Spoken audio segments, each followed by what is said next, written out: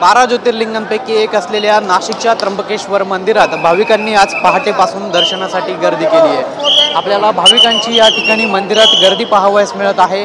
भाविकांच्या देखील दर्शनासाठी ज्या रांगा आहेत त्या या मंदिर परिसरात लागलेल्या आहेत। खरं तर आज तिसरा श्रावण सोमवार असल्यानं त्र्यंबकेश्वर येथे विशेष महत्त्व असतं आणि यामुळे त्र्यंबकेश्वर मंदिरासह ब्रह्मगिरी पर्वताला प्रदक्षिणेसाठी भाविकांकडून मोठ्या प्रमाणात गर्दी जी आहे ती केली जात असते। आज श्रावणातील तिसऱ्या सोमवारी भाविकांनी या ठिकाणी मोठ्या प्रमाणात गर्दी केलेली आहे। पोलिसांचा मोठा बंदोबस्त जो आहे तो देखील या ठिकाणी तैनात करण्यात आलेला आहे।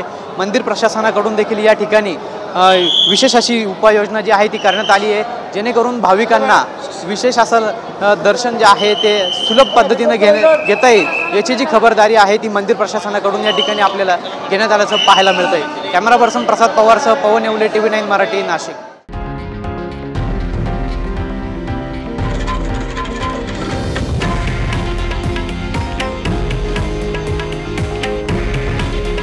हे आहे देशातील नंबर 1 न्यूज नेटवर्क आणि आपण पाहत आहात TV9 मराठी। काळजी तुमची, हित महाराष्ट्राचं।